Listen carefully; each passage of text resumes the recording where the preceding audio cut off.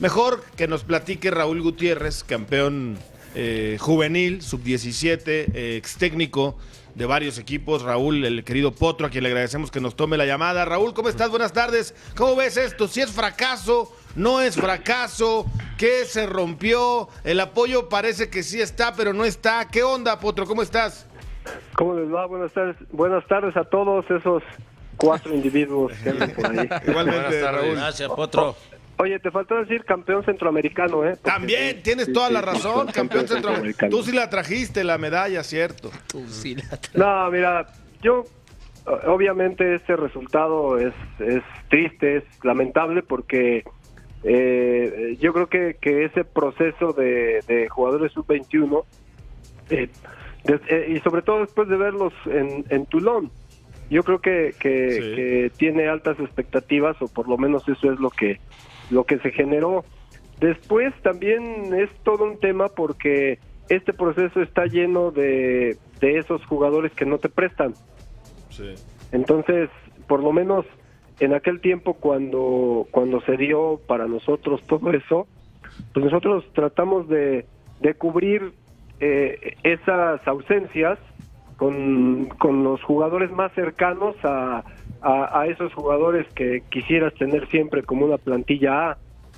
Entonces fue bastante trabajo, porque al final muchos de estos jugadores, después de los centroamericanos, y te puedo decir tranquilamente, jugadores que no le hacían caso nadie, de Chivas, Raúl López, Salcedo estaba en Estados Unidos, el mismo Cubo, que andaba en Estados Unidos, Saldívar, que también no le hacían mucho caso, Cisneros, que también, después de los centroamericanos que jugamos acá, bueno, se convirtieron en jugadores. Marín también, se convirtieron en jugadores titulares de sus equipos. Entonces es un trabajo que nosotros ya habíamos contemplado, que muchos de esos jugadores que a lo mejor pudieran estar en primera división, no ibas a contar con ellos, y así va a ser también, y todavía falta, la parte del Panamericano, que es otro tema exactamente igual. A ver, Raúl, te saluda Alex Blanco. Es un tema muy interesante, y justo ayer que se da la presentación del nuevo organigrama en la federación, comandado ahora por John de Luisa, se debería, Raúl, platicar, y ayer lo decía John de Luisa, que la federación va a trabajar, va a separarse de la liga, pero yo decía que tendrían que tener objetivos en común, y en objetivos en común pues está la selección a todos los niveles. Se debe de priorizar la selección para todas las categorías, es decir, cuando haya torneos centroamericanos, panamericanos, preolímpico, ¿se le debe dar prioridad a la selección para que les presten a los jugadores al técnico que esté en turno? Mira, yo creo que en un mundo idóneo debería ser así, pero evidentemente hay decisiones ejecutivas que cambian ese tipo de circunstancias, y sobre todo porque, bueno, al final siempre el argumento es que no es fecha FIFA, y bajo ese contexto pues es muy, muy complicado que te cedan a un jugador. Yo considero que ya jugadores de esta categoría, ya se tendría que tomar el mismo principio de la selección mayor.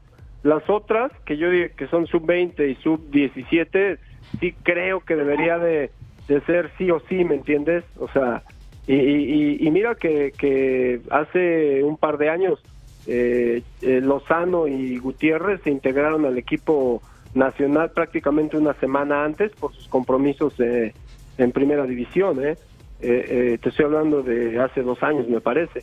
Entonces, pero te digo, creo que son decisiones ejecutivas. Ahora, el punto acá y lo principal es que esto, pues, te estoy hablando yo del proceso pasado, de hace prácticamente 3 años, 2 años y medio. Entonces, sí creo que ahí la proyección que tuvieron para preparar el equipo que venía fue complicada. Además, si tomas en cuenta que en cuestión de calidad de jugadores y volumen de jugadores que hay en México, no quiero menospreciar ninguna otra confederación, pero creo que lo que mostró el equipo mexicano ahí en los centroamericanos fue muy, muy pobre, y ahí sí creo que tiene que ver con los jugadores, ¿no? Oye, Raúl, te saluda Rubén.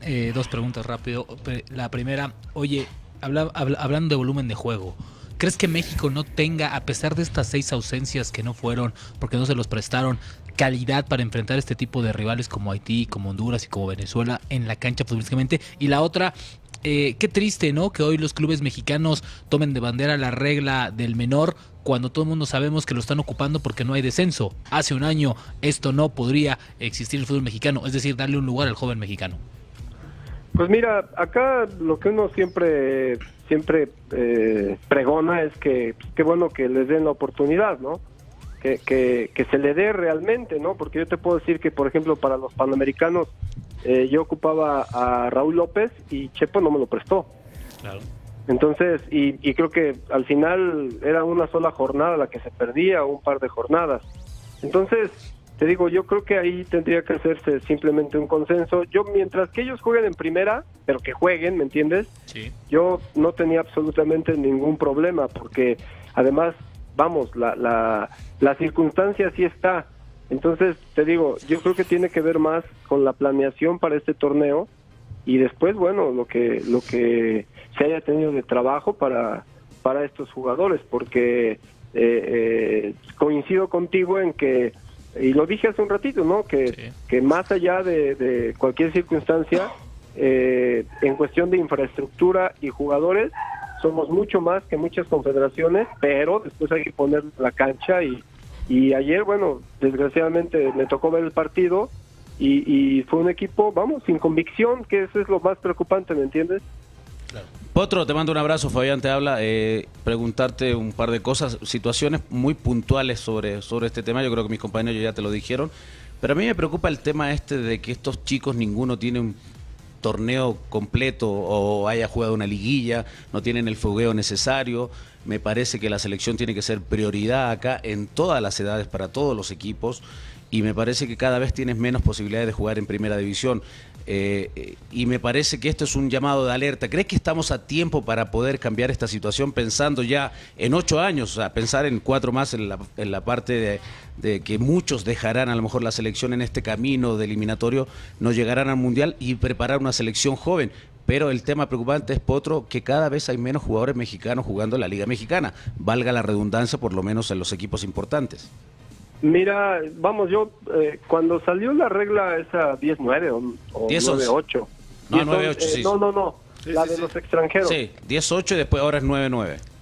Si algo yo comenté sobre eso era que ahora más que nunca las selecciones nacionales iban a ser un punto medular para el desarrollo de los talentos de México, porque si ya no tenían participación o mucha participación en sus equipos de primera división, la posibilidad de que les daba la selección, bueno, era de un buen entrenamiento y además experiencia internacional, ¿no?, en los torneos que pudieran ir participando. Entonces, ese podría haber sido, o mejor dicho, tendría que ser el camino para el desarrollo de estos jugadores. Entonces, yo decía que en un futuro, y que yo lo veía todavía más lejos, pero ya nos alcanzó, hoy el presente es que si a estas selecciones también no se les da el tiempo, el trabajo y el desarrollo para que estos jugadores que no están teniendo la oportunidad de jugar en los equipos, pues bueno, el jugador no va a tener los argumentos futbolísticos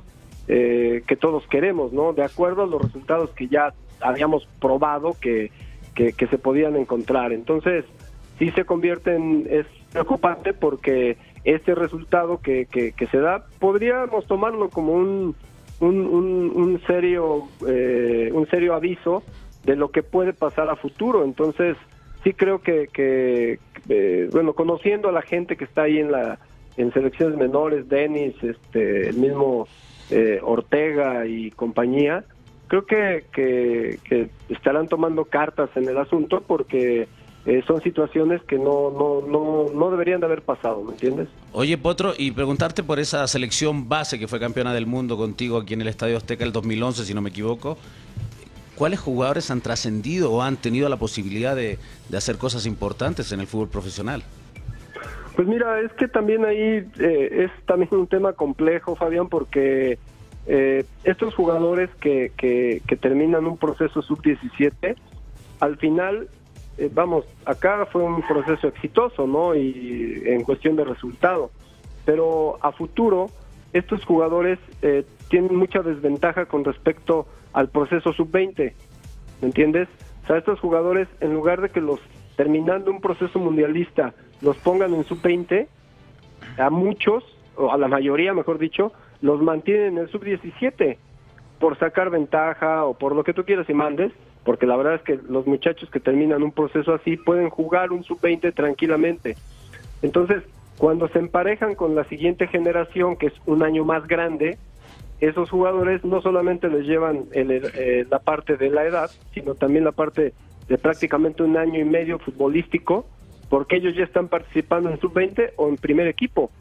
Entonces es muy complicado que un jugador sub-17, campeón o no campeón, llegue al proceso sub-20. Si tú te checas las listas y verás que raros son los que llegaron. De esa selección campeona, solamente Poncho González, Marco Bueno, Espericueta, el Pollo, 4 de una plantilla de 23, son muy pocos. Pero pocos. Tiene que ver con eso, Fabián. Hay un ejemplo que siempre he puesto, que es el de Eric Aguirre, que ese todavía con un año más chico para la categoría, que ese fue del subcampeón del 2013. El tipo lo mantuvieron en sub-20, a los 2 meses debutó, se convirtió en jugador, constante ahí en Monarcas, y lo vendieron a Pachuca y hoy sigue jugando en primera división. De acuerdo. Entonces, ese debería de ser el caminito. Perfecto, Raúl, te agradecemos mucho que hayas tomado la llamada. Como siempre, un placer saludarte y platicar contigo, Potro. Dale, un abrazo. Raúl Gutiérrez, el Potro. Mensajes, volvemos.